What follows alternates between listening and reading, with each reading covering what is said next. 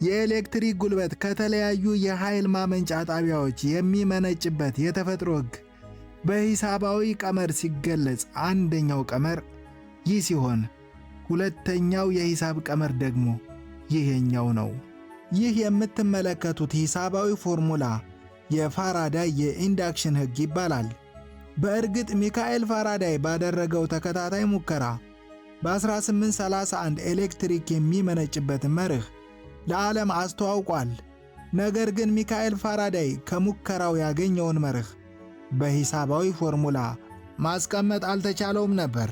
ለዚህ ምክንያቱ ደግሞ ሚካኤል ፋራዳይ ሰልፍ ቶት ፊዚሲስትና ኬሚስት ስለነበረ በሂሳባዊ ቀመር ለማስቀመጥ የሚያስችል በቂ የሆነ የሂሳብ ዕውቀት አልነበረውም።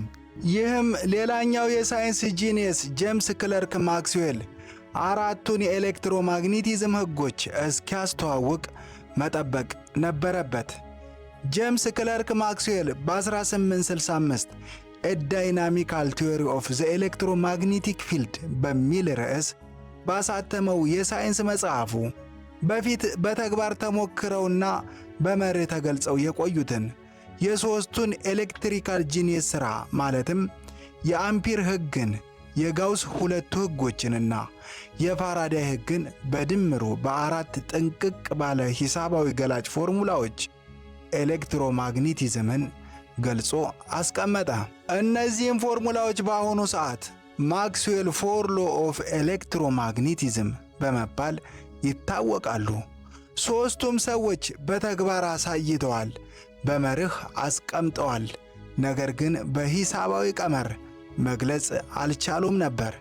ምስጋና ለማክስዌል ይሁንና የሦስቱንም ግለሰቦች የተናጠል ሥራ በማጥናትና በመገንዘብ በሚያስገርም መልኩ ውብ በሆነ ሂሳባዊ ፎርሙላዎች ገልጾ አስቀምጧቸዋል።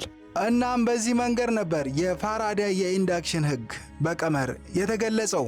ፋራዳይ በሙከራ አረጋገጠ፣ በመርህ ገለጸ። ማክስዌል ይህንን መርህ ገላጭ በሆነ ሂሳባዊ ፎርሙላ አስቀመጠ። እስኪ ይህንን ገላጭ ፎርሙላ አብራርተን እንመልከተው። ማክስዌል ምንድነው ያደረገው? የፋራዳይን የተግባር ሙከራ ካጠና በኋላ ከተመለከተ በኋላ ኤሌክትሪክሲቲ የሚመነጭበትን ኢኩዌሽን ቢዩቲፉሊ በዚህ መንገድ አስቀምጦታል ማለት ነው። እዚህ ጋር የምትመለከቱት ሚካኤል ፋራዳይ የተጠቀመውን ኤክስፐሪመንት በምስል ነው ማለት ነው። ፋራዳይ ምንድነው ያለው? ማግኔት ካለን ኮይል ኦፍ ዋየር ካለን በማግኔትና በኮይሉ መካከል ሪላቲቭ ሞሽን ከፈጠርን ምን እናገኛለን? ቮልቴጅ እናገኛለን ነበር ያለው። እዚህ ጋር ማግኔት እንመለከታለን። እዚህ ጋር ኮይል ኦፍ ዋየር አለ። ይሄ ጋልቫኖሜትር ነው ማለት ነው።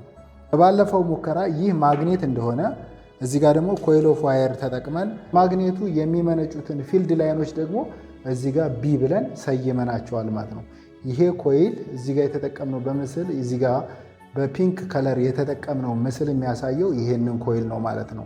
ፎርሙላው እንዴት ድራይቭ እንዳደረገው ስንመለከት ማክስዌል ምን አለ? ከማግኔት የሚወጣውን ፊልድ ላይን ቢ ብሎ ሰየመ ማለት ነው። ይችን አንዷን ፊልድ ላይን በሌተር ቢ ሰይሞ አስቀመጠ። ይሄ አንዱ ፊልድ ላይን ነው። በሆነ ኤሪያ ውስጥ ደግሞ የሚፈጠሩትን የፊልድ ላይኖች አጠቃላይ የፊልድ ላይኖች ፍለክስ ብሎ አስቀመጠ። ለምሳሌ ይህንን ሬክታንጉላር ክሮስ ሴክሽን ኤሪያ ወስደን አጠቃላይ ወደዚህ ኢናሜት ያደረጉት ማግኔቲክ ፊልድ ላይኖች ማክስዌል ምን ብሎ ተነሳ? ማግኔቲክ ፍለክስ ብሎ ተነሳ ማለት ነው። ይሄ ኤሪያ ዲኤ ብለን ተነስተናል። በዚህ ክሮስ ሴክሽናል ኤሪያ ላይ የሚገኘው ቶታል ማግኔቲክ ፍለክስ ዲኤ ኢዝ ኢኳል ቱ ደብል ኢንተግራል ማግኔቲክ ፊልድ ላይን ዊዝ ሪስፔክት ቱ ታይም አሎንግ ዚስ ክሮስ ሴክሽናል ኤሪያ ዲኤ ኢዝ ኢኳልስ ቱ ማግኔቲክ ፍለክስ። እዚህ ውስጥ ያለው ቶታል ማግኔቲክ ፍለክስ ማለት በዚህ ፎርሙላ ካልኩሌት አደረገ ማለት ነው። ፋራዳይ ምንድን ያለው? ኤሌክትሪክሲቲ ለመፈጠር በማግኔትና በኮይሉ መካከል ምን መኖር አለበት? ሪላቲቭ ሞሽን መኖር አለበት። ይህ ማለት ምን ማለት ነው? ማግኔቱ መንቀሳቀስ አለበት ወደ ኮይሉ፣ ወይንም ደግሞ ኮይሉ ወደ ማግኔቱ እየሄደ እየወጣ መንቀሳቀስ አለበት ማለት ነው። ይህ ከተንቀሳቀሰ ምን ይፈጠራል?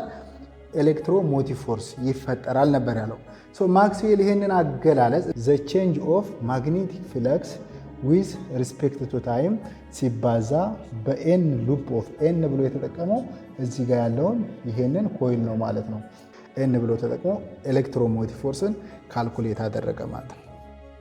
ሁለተኛው ኤሌክትሪክሲቲ የሚመነጭበት መርህ ደግሞ ዘ ፎቶ ኤሌክትሪክ ኢፌክት የሚባለው ሲሆን ከላይ በመግቢያችን ላይ እንደተመለከትነው በሂሳባዊ ቀመር ሲገለጽ ደግሞ ይህ ነው። የአልበርት አንስታይን ዘ ፎቶ ኤሌክትሪክ ኢፌክት የሚለውን በዚህ ፒክቶሪያል ሪፕሬዘንቴሽን እንመልከተው ማለት ነው። እንግዲህ ይሄ እዚህ ጋር የምትመለከቱት የሆነ ላይት ሶርስ ነው። ይሄ ላይት ሶርስ ወደዚህ ሜታል ሰርፈስ ላይ ያበራል ማለት ነው። ይህ ሜታል ሰርፈስ ደግሞ የራሱ የሆነ አተም አለው። አተም ላይ ደግሞ ኤሌክትሮኖች ይኖራሉ ማለት ነው። እንግዲህ አልበርት አንስታይን ምንድን ያለው ላይት ሚኒመም ሌቭል ኦፍ ኢነርጂ ኮልድ ኳንታ የሚባል አለው አለ። ኳንታ የሚባል ሚኒመም ሌቭል ኦፍ ኢነርጂ ፓኬት ኦፍ ኢነርጂ ኳንታ የሚባል አለው። አንደኛው ያስተዋወቀው ዘ ፎቶ ኤሌክትሪክ ኢፌክት በሚለው ፔፐሩ ላይ ይህንን ጽንሰ ሀሳብ ነው። ሁለተኛው ደግሞ ብርሃን የተሰራው ፎቶን ከሚባል ፓርቲክል እና ዌቭ ዱዋሊቲ ካለው ነገሮች እንደተሰራ ገልጿል ማለት ነው። ስለዚህ በፎቶ ኤሌክትሪክ ኢፌክት መሰረት ብርሃን ሜታል ሰርፈስ ላይ ሲያርፍ ኤሌክትሮን ኢጀክት የምትሆነው ኤሌክትሮን ባይንድ ካደረገው ኢነርጂ ወይም እሱ ኢነርጂ ወርክ ፋንክሽን ይባላል። ኤሌክትሮን እዚህ ሜታል ሰርፈስ ላይ ስትቀመጥ ባይንድ ሆና ነው እንጂ ዝም ብላ ፍሪሊ አትቀመጥም። የራሷ ያንን ባይንድ የሚያረጋት ኢነርጂ ኒውክለስ ላይ ያለው ከፕሮቶን ጋር ትሳሳባለች ማለት ነው። ኒውክለስ ላይ ካለው ከፕሮቶን ጋር ትሳሳባለች። ያ ባይንድ የሚያደርጋት ኢነርጂ ወርክ ፋንክሽን ይባላል።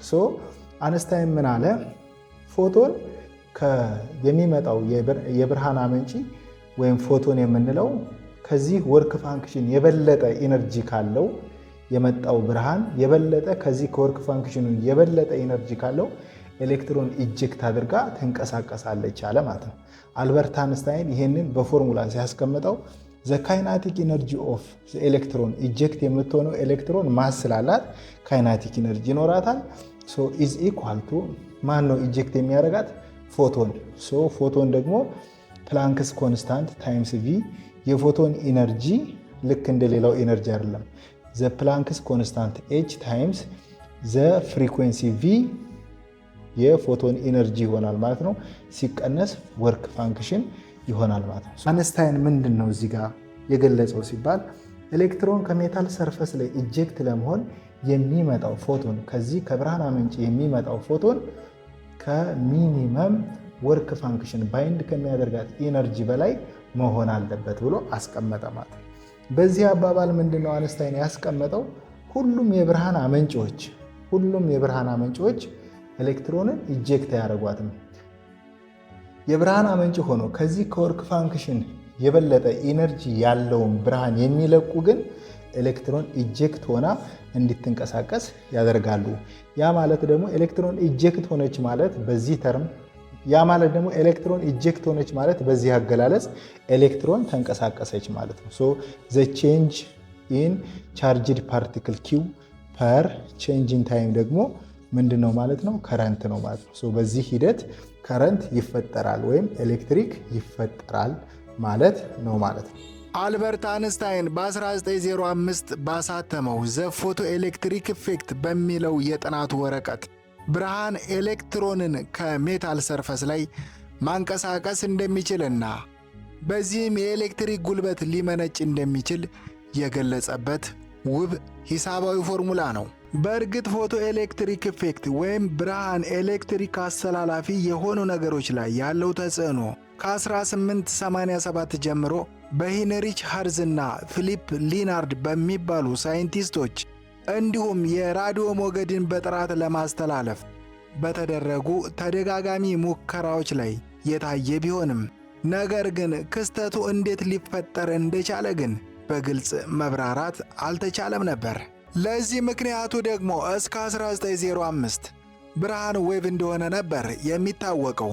በዌቭ ወይም በሞገድ አረዳድ ብርሃን በኤሌክትሪክ አስተላላፊዎች ላይ የሚፈጥረውን ተጽዕኖ መግለጽ አይቻልም ነበር። ታዲያ ከላይ በተመለከትናቸው ሁለቱም ሕጎች ኤሌክትሪክሲቲ የሚፈጠርበት መርህ ተመሳሳይ ነው። ልዩነቱ ከረንትን እንዲትንቀሳቀስ የሚያደርጉት የተፈጥሮ ፎርስ ላይ ነው። በፋራዴይ የኢንዳክሽን ሕግ ኤሌክትሪክሲቲ የሚፈጠረው ማግኔት በሚፈጥረው ኤሌክትሮሞቲቭ ፎርስ የተነሳ ኤሌክትሮን የምትባለው ቻርጅድ ፓርቲክል ተገፍታ ስትንቀሳቀስ ነው።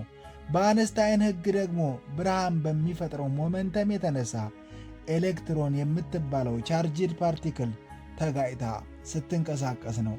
እናም በተመሳሳይ መንገድ ኤሌክትሪክሲቲ የሚፈጠረው ኤሌክትሮን የምትባለው ቻርጅድ ፓርቲክል በመንቀሳቀሷ ምክንያት ነው። ኤሌክትሪክሲቲ ከላይ በተመለከታችሁት መንገድ ከመነጨ በኋላ በተለያዩ የኤሌክትሪክ ኮምፖነንት ተብለው በሚጠሩት ክፍሎች ላይ ሲፈስ የተለያየ ባህሪያትን ያመጣል ማለት ነው። ለምሳሌ ኤሌክትሪክሲቲ በሁለት ትይዩ ዝርግ ብረቶች መካከል ሲፈስ ካፓሲተር የሚለውን የኤሌክትሮኒክስ ክፍል እንፈጥራለን። በተጠቀለለ ሽቦ ውስጥ ስናስተላልፍ ደግሞ ኢንዳክተር የሚባለውን የኤሌክትሮኒክስ ክፍል እንፈጥራለን። ኤሌክትሪክሲቲ ከፊል አስተላላፊ በሆነ ቁስ አካል በአብዛኛውን ጊዜ በካርቦን ውስጥ ስናስተላልፍ ረዚስተርን እንፈጥራለን። በቀጭንና በግለት በማይቀልጥ በአብዛኛውን ጊዜ በታንግስተን ሽቦ ውስጥ ብናስተላልፍና ብርጭቆ ውስጥ ስንከተው ኤድሰን የሠራውን አምፖል እንፈጥራለን። በተመሳሳይ መልኩ በሬክታንጉላር ብረት የተለያየ ጫፍ ላይ የኤሌክትሪክ ገመድን ብንጠቀልል ትራንስፎርመርን እንፈጥራለን። ሌሎቹም ሪሌይ ስዊች፣ ዳዮድ፣ ትራንዚስተር ከላይ በተመለከትነው በተለያዩ መንገዶች ይፈጠራሉ። ታዲያ ከላይ ያነሳናቸው ሁሉም የሰርኪዩት ክፍሎች የኤሌክትሪክ ጉልበት ሲፈስባቸው በተለያየ መንገድ ነው ምላሽ የሚሰጡት። ግማሾቹ የኤሌክትሪክ ፍሰትን ይዘጋሉ፣ ግማሾቹ ብርሃን ይለቃሉ፣ ሌሎቹ ኃይልን ያጠራቅማሉ፣ የተቀሩት ደግሞ ኃይልን ይመጥናሉ። ታዲያ እነዚህን የኤሌክትሮኒክስ ክፍሎች በተጓዳኝና በተናጠል በማገናኘት ነው ሁሉም በቤታችን የሚገኙ የኤሌክትሮኒክስ መገልገያ ዕቃዎች መሰራት የተቻሉት። ይህንን በምሳሌ አንስተን ብንመለከተው የመጀመሪያው የርቀት መገናኛ ቴሌግራፍ ነው።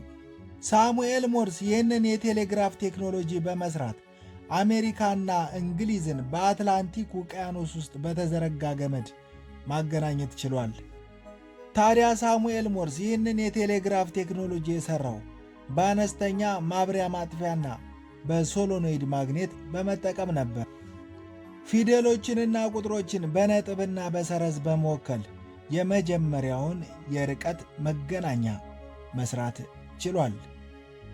በመጨረሻም እዚህ ጋር ማስገንዘብ የምፈልገው ነገር አሁንም ቢሆን ሳሙኤል ሞርስ የሠራውን የቴሌግራፍ ቴክኖሎጂ ማናችሁም ብትሆኑ ይህን ቪዲዮ የምትመለከቱት በቀላሉ ስዊችና ሶሎኖይድ ማግኔትን በመጠቀም መስራት የምትችሉ መሆኑን ለማሳወቅ እወዳለሁ። ውድ ተመልካቾቼ ለዛሬ ይዤላችሁ የቀረብኩት የሳይንስ ቪዲዮ ከላይ የተመለከታችሁትን ይመስል ነበር። እንደተለመደው ላይክና ሼር እያደረጋችሁ በሳይንስ ላይ የምንሰራው ቪዲዮ ያበረታቱ። ለዚህ ቻናል አዲስ የሆናችሁ ሰብስክራይብ ብታደርጉ ሳምንታዊ የሳይንስ ቪዲዮዎች የሚደርሷችሁ ይሆናል። ሳምንት በሌላ የሳይንስ ቪዲዮ እስከምንገናኝ ድረስ ቸር ቆዩ፣ ቸር ሰንብቱ።